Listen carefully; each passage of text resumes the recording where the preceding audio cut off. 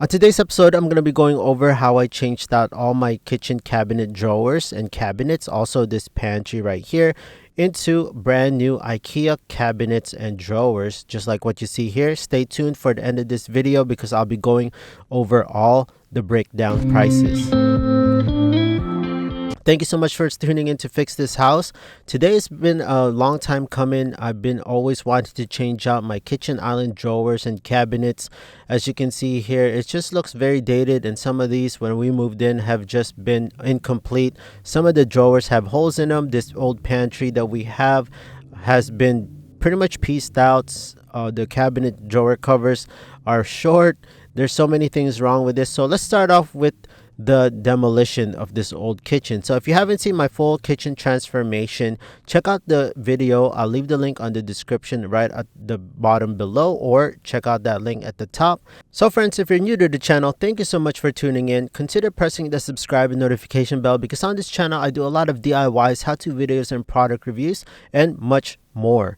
So these are all the packages that came and got delivered to us by IKEA. We actually went to the IKEA branch nearest to our location, and we got all the styles that we want, and they delivered us all these parts, and they came and delivered it, which is pretty convenient, especially when we don't have a huge truck to deliver all these things to our house. So what we see here is the uncompleted wall. Half of it I painted, but half of it I didn't because I know for a fact that they will get covered by these drawers and cabinets. So this is called the section.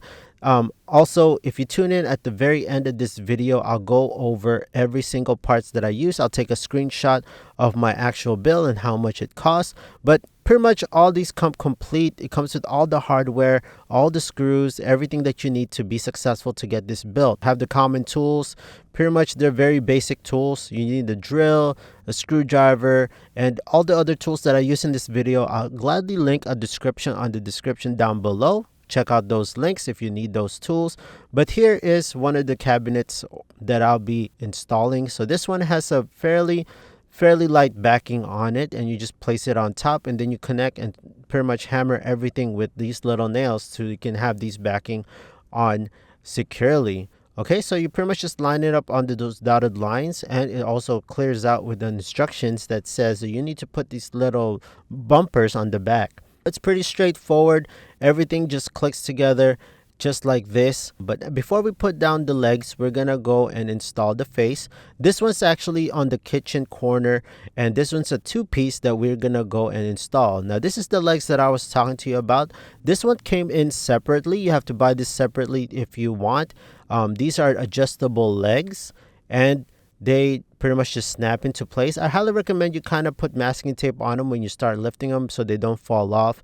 Again, that's another disadvantage of this because some of them just don't stay on. But we're going to be putting this right against there. But the piping and the drainage do come in the way. So we're going to have to go and start cutting some holes to make these water source. These do come separately as well. We bought this separately. These railings that we're going to put right against the wall so that everything will be nice and secured.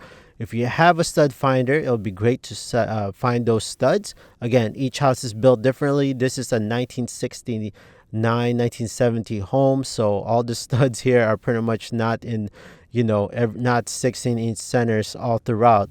But overall, my trick to this is I put the railings first onto the cabinets and placed it directly to the wall so I can mark where they're at and where can they be placed on each stud. Very important that you use a level doing this project so that you can have everything nice and leveled, so that when you put the countertop on, everything will be nice and straight. Now we're going to get into drilling the holes. So it's fairly easy. I highly suggest that you put this onto your water source so that you can have the right measurements and you don't miss on when you start drilling out these holes. I have this little drill saw, this hole saw.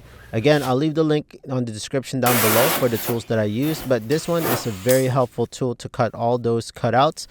Again, my wife was there to help me out to move these cabinets because they're fairly heavy. But again, there's all your cutouts. Now it's time to put another cutout on the next cabinet that I'll be building. It's another cabinet called section, and you pretty much build it the same way. They're all pretty much engineered and designed pretty similar. Now you're just going to put these railings on the top to add a little bit of support. These are the brackets that you attach so that they can hook onto those railings. And again, we're going to go and attach these legs. Again, these legs come in separately. So if you choose this, it will become an extra cost. And this will be put on that breakdown list that I'll be putting at the end of the video. So make sure you tune for that. Again, use 2 people to do this, to lift, so that you can adjust the legs accordingly. And here we are. We're going to put the last hole for this water source. This is going to be our cold section, I believe. Use our hole saw to make it nice and even and professional. Then ask a partner to go and line it up for you. Again, we're going to put these tracks. Again, mark where the studs are located. If you have a stud finder, great. That will help a great deal. Now we're going to put back the dishwasher, kind of test fit a little bit before you secure everything down. But then this is a little bit of attachment that goes onto the right side of the dishwasher so that we can have a little bit of cabinet space, just like what we didn't have before. So make sure that you line this up on the track as well. Now it's time to build our pantry. We don't have any walk-in pantry or anything like that, so we have no choice but to build our own. This one sits a little low from the ceiling. We want to kind of get as close up to the ceiling as possible to make it flush. So I designed this little tiny frame by 2x4 so that this can sit on top so that we can raise this pantry a little higher. I'm using just my regular Dremel tool to cut this in half, but if you have any type of other tools, that will work as well. Now this is the 2x4 footing base that I customized to make it so that this has something to go on top. And again, we clamped it on the left to make it nice and even with the other drawers. And then we're going to secure this with the hardware that they actually provided for us. What's great about this, it comes with this complete package where it has this little guide that you can just pretty much mark so you know exactly where to drill to try to make everything nice and easy. Again, I think IKEA does charge a little extra fee if you have somebody come over to build this for you, but there's no fun in that. Try to tackle it yourself if you can to save you a little bit of money. And then here you go. It's very easy. We're going to set this onto the track inside the pantry. And what's great about this mechanism is that right when you open the door, this mechanism will pretty much open, and you'll pretty much see it and see how the drawers close very, very quietly and slowly.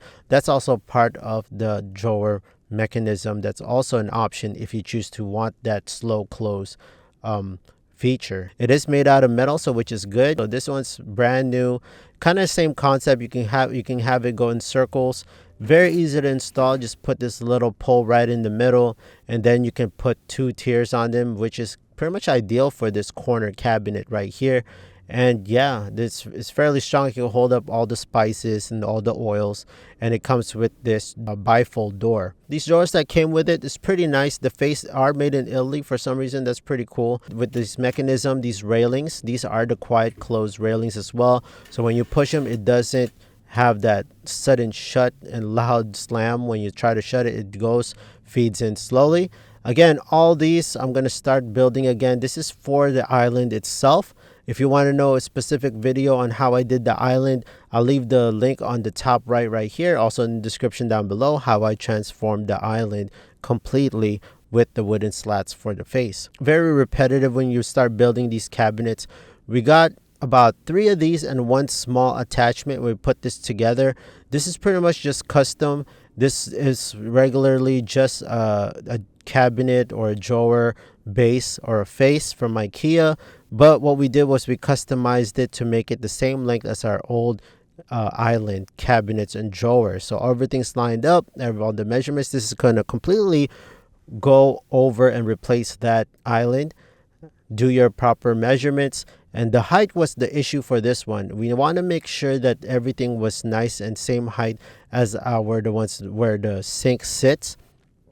So again, I'm starting to build my own base frame from 2x4s again.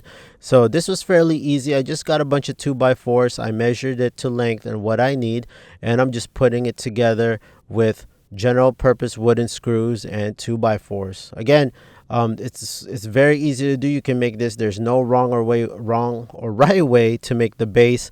You just got to take your time and build it correctly and sturdy, because this is going to be what's going to be this is where the cabinets and the drawers are going to be set on top of. Just like this is going to sit right under the cabinets. So you're going to align it properly like this one, and after that, we're going to use our clamps, make sure that they are nice and joined together evenly, and we are going to go screw these together with the provided hardware that was given to us.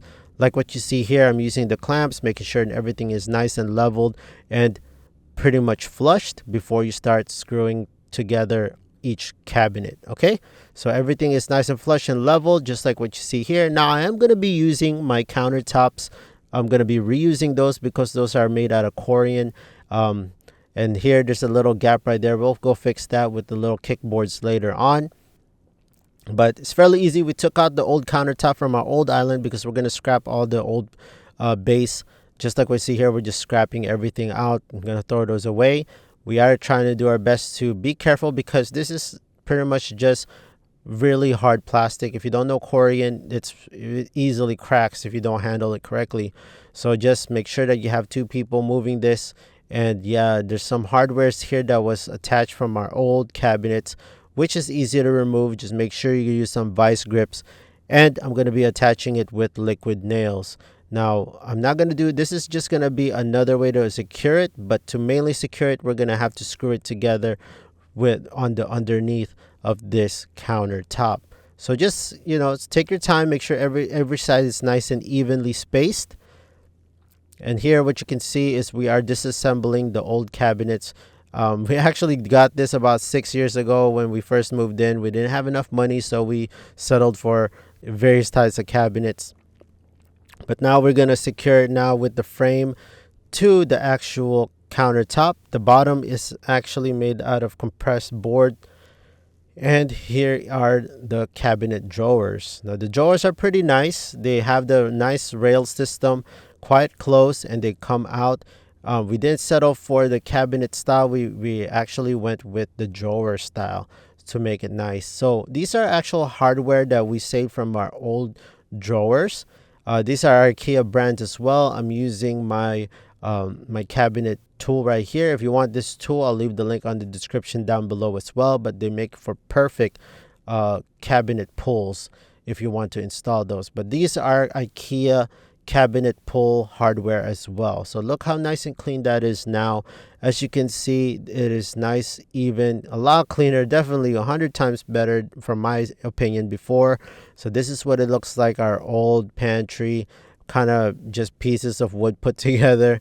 And this is what it looks like now with everything all nice and organized. We can put our microwave, put our air fryer in there. Everything just has its own place and everything is hidden. And look what before, those cabinet faces or drawer faces were very, very short, and the flooring didn't butt up completely to it. So I added the flooring, go all the way to the wall, and put the cabinets on top of it. So this is what it looks like before. Those drawers has those holes, but we replaced it with this and here's that hidden drawer right inside, which is awesome. Here's what it looks like before, both the island and all the cabinets on the right and the pantry. And let me know in the description down below what you think of this transformation, because look at this island before. We tried sanding it to prep it for paint, lost time, but we decided to just get rid of it and put new cabinets on this. Here's what it looks like on top of the refrigerator. Got rid of this one and replaced it and actually mounted this onto the wall. So let me know in the comment section down below what you think on all this total transformation of the cabinets. Again, IKEA, if you're on a budget, this is a great way to save a lot of money if you go to their route. It is very good quality and it's not, cheap as you think, because IKEA, in my opinion, IKEA does produce a lot of good quality products, so give them a try. Also going to go down with the breakdown of the prices like what I promised in the beginning. So I'm going to take a screenshot of our bill and all the parts. So if you're interested on the items that we used, just pause the picture that I'm going to be showing you and you can go over the whole list and you can pretty much go and decide which parts that you need if you want to go towards this route with IKEA. Thank you so much, friends. I hope you found this video super helpful, and if you did, please hit that big thumbs up, subscribe, notification bell, and I'll see you friends on the next video.